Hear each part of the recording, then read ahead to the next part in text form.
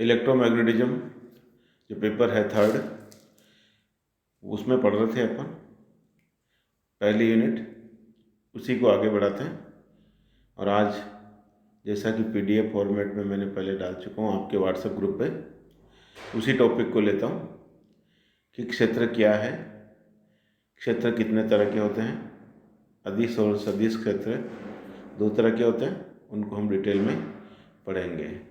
तो सबसे पहले आपने इसमें जो पढ़ा होगा कि क्षेत्र की जो परिभाषा दे रखी है वो मैं समझाता हूँ। हम किसी भी कण को आकाश में व्यक्त करने के लिए उसके निर्देशांकों की आवश्यकता होती है। ठीक है, त्रिविमीय निर्देशांक है तो हम क्या लेते हैं, उस बिंदु के निर्देशांक XYZ लिखते हैं। क्या लिखते हैं? XYZ, जैसे ये बता रखा है। तो यहाँ पे ज्यामिति के साथ साथ यदि हम किसी भौतिक राशि जो कि अदिश या सदिश क्षेत्र है, अगर वो भौतिक राशि XYZ का फलन हो, जैसे यहाँ पे ये A लिखा हुआ है, A कोई भौतिक राशि है, हमें नहीं पता ये सदिश है या अदिश है, ठीक है, लेकिन वो अगर आकाश के अंदर अलग अलग बिंदुओं पर उसका मान अलग अलग होता है तो हम कहेंगे वो x पे भी निर्भर करती है, y पे, z, तीनों का फलन है। तो हम लिखेंगे a is a function of x, y, z, bracket में लिख रहे हैं, इसका मतलब a का मान x, y, z तीनों पर निर्भर करता है। ठीक है, इसलिए ये परिभाषा, क्षेत्र की परिभाषा क्या है? वह क्षेत्रीय आकाश जिसमें भौतिक राशि का मान प्रेक्षण बिंदु के निर्देशांकों पर निर्भर करता है, अर्थात XYZ पर निर्भर करता है, तो उस भौतिक राशि का क्षेत्र कहलाता है। अब वो अगर भौतिक राशि A सदिश है तो ये सदिश क्षेत्र हो जाएगा, और वो अदिश राशि है तो अदिश क्षेत्र हो जाएगा। तो हम पहले लेते हैं अदिश क्षेत्र। वह क्षेत्र या आकाश जिसमें किसी अदिश राशि का मान प्रेक्षण बिंदु के निर्देशांकों पर निर्भर करता है तो वो अदिश क्षेत्र कहलाता है। तो सीधी सी बात है, भौतिक राशि की जगह हमने क्या लिख दिया? अदिश राशि का लिख दिया, तो वह क्षेत्र अदिश क्षेत्र हो गया। जैसे वहाँ पे A लिखा था, यहाँ फाई लिख दिया, तो फाई यहाँ पे किस पे निर्भर कर रहा है? XYZ का फलन है। ठीक है, तो जहाँ जहाँ पर वो फाई का मान XYZ पर निर्भर करता है वो क्षेत्र उसका अदिश क्षेत्र कहलाएगा, बाकी जगह पे उसका प्रभाव नहीं है। जैसे मैं आपको डेली लाइफ में समझाने की कोशिश करूं, जैसे कोई 2 बच्चे लड़ते हैं, ठीक है, एक दूसरी कॉलोनी का है, तो जब लड़ाई करते हैं तो पहले वाला जो दूसरी कॉलोनी का आया था वो कहता आना मेरे क्षेत्र में, वहाँ देख लूँगा तेरे को। क्यों? क्योंकि वहाँ उसका प्रभाव है, यहाँ उसका प्रभाव नहीं है। विधानसभा क्षेत्र, लोकसभा क्षेत्र, तो हम ये MLA साहब का क्षेत्र ये है, यानी उस क्षेत्र में उनका प्रभाव है, XYZ का निर्भर करता है। वही चीज़ यहाँ पे अदिश और सदिश राशियों के लिए निर्भर करती है। तो डेली लाइफ में भी अपन फिजिक्स किस तरह से काम आ सकती है वो आप समझ सकते हैं। ठीक है, अब यहाँ पे एग्जाम्पल दे रखा है, भौतिक राशियाँ जैसे विद्युत विभव है, गुरुत्वीय विभव है, ताप है, घनत्व है, ये सब क्या है? अदिश राशियाँ हैं। और अगर ये XYZ पर निर्भर करती हों तो वो क्षेत्र अदिश क्षेत्र के रूप में व्यक्त किया जाएगा। और सबसे इम्पोर्टेंट चीज़ क्या है? चित्र 5 में दिखा रखी है।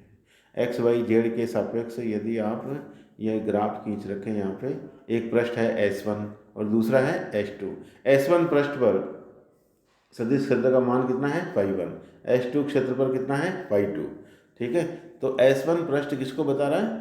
φ1 का अदिश क्षेत्र बता रहा है। φ1 जो अदिश राशि थी उसका क्षेत्र हो गया, और φ2 जो अदिश राशि है उसका क्षेत्र S2 पृष्ठ के द्वारा दिखाया जा रहा है, तो वो φ2 दूसरा अदिश क्षेत्र हो गया। तो φ1 φ2 किसी भी अदिश राशि के 2 अदिश क्षेत्र हो गए।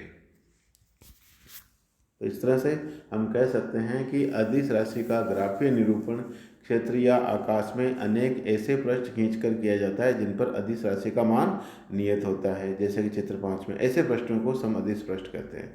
चूँकि क्षेत्र में एक बिंदु पर अदिश राशि का मान एक ही होता है, अर्थात अदिश क्षेत्र एक मानी फलन होते हैं, इसलिए सम अदिश पृष्ठ आपस में काटते नहीं। यदि वो आपस में कट कर जाएंगे तो जहाँ कटान बिंदु होगा वहाँ पर उसके 2 मान हो जाएंगे या 2 से अधिक भी हो सकते हैं। उदाहरण के लिए किसी स्थान पर एक बिंदु आवेश रखें तो उसके चारों तरफ के क्षेत्र में उत्पन्न विद्युत विभव का मान बिंदु की स्थिति पर निर्भर करता है। KQ/R आपने पढ़ा होगा, Q आवेश के कारण R दूरी पर विभव। तो विद्युत विभव एक अदिश राशि होती है, इसलिए आवेश के चारों तरफ का क्षेत्र अदिश विभव क्षेत्र होता है। यदि ऐसे सभी बिंदुओं की निधि जिन पर विभव का मान समान होता है एक तल को हम सब विभव पृष्ठ कहते हैं। जैसे आपने पढ़ा होगा कि ये कोई क्यू आवेश है, इस पर आर त्रिज्या का हम क्या बना दें, गोला बना दें। तो इसके गोले के पृष्ठ पर जितने भी बिंदु होंगे मूल बिंदु से कितनी दूरी पे होंगे, आर पे होंगे, ठीक है। और मान है के क्यू बाई आर, आर दूरी पर विभव का। तो इन सब विभव पर के तो कांस्टेंट हो गया, ये क्यू है वो केंद्र बिंदु पर है आवेश, और उसके कारण आर दूरी पर विभव, यानी आर त्रिज्या के गोले के पृष्ठ पर सभी बिंदुओं पर के क्यू बाई आर का मान क्या होगा, समान होगा। तो ये एक समविभव पृष्ठ हो गया, ठीक है। तो ये कौन सा कहलाएगा, पोटेंशियल, जो विभव था हमारे पास, कौन सा, विद्युत विभव। तो विद्युत विभव का ये क्षेत्र कहलाएगा, अदिश क्षेत्र हो गया। सदिश क्षेत्र क्या है, यदि किसी क्षेत्र के प्रेक्षण बिंदु की स्थिति में परिवर्तन करने से सदिश राशि के मान यानी परिमाण, और अब ये सदिश राशि है तो परिमाण तथा दिशा दोनों में परिवर्तन होता है, तो हम उस प्रेक्षण बिंदु के निर्देशांक पर कहेंगे कि वो निर्भर करता है, तो वह क्षेत्र सदिश क्षेत्र कहलाता है। विद्युत क्षेत्र की तीव्रता इसका अच्छा एग्जाम्पल है, चुंबकीय क्षेत्र की तीव्रता है, गुरुत्वीय क्षेत्र की तीव्रता है इत्यादि, ये सब वेक्टर फील्ड सदिश क्षेत्र के उदाहरण हैं। किसी क्षेत्र में कोई सदिश राशि जैसे वेक्टर ए है, प्रेक्षण बिंदु के निर्देशांक एक्स वाई जेड पर निर्भर करती है, तो हम उसका सदिश क्षेत्र को कैसे लिखेंगे, A is a function of x y z, इस तरह से हम लिखेंगे। सदिश क्षेत्र का ग्राफीय निरूपण रेखाओं के द्वारा होता है। इन रेखाओं को क्षेत्र रेखाएं कहते हैं। जैसे आपने विद्युत बल रेखाएं, चुंबकीय बल रेखाएं, ठीक है।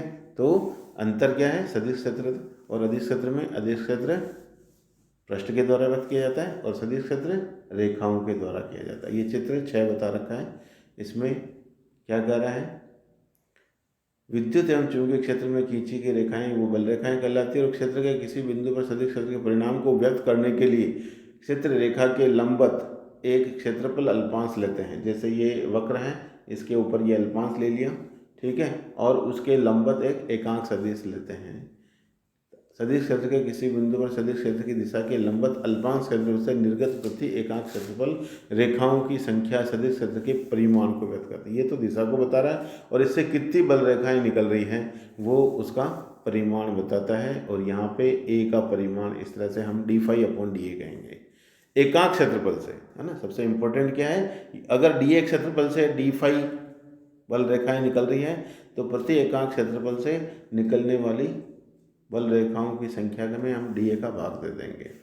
ये यहाँ पे समझा रखा है। माना किसी बिंदु पर बल रेखाओं के लंबवत स्थित एकांक क्षेत्रफल dA से, यानी वो अल्पांश होना चाहिए, से d∅ रेखाएं या फ्लक्स गुजरता है, तो सदिश क्षेत्र की तीव्रता का मान समीकरण 1 के द्वारा हम लिखते हैं। ए का परिमाण d∅/dA से व्यक्त करते हैं। और सदिश क्षेत्र ए को तब हम क्या लिखेंगे, उसके परिमाण इंटू उसके एकांक सदिश को।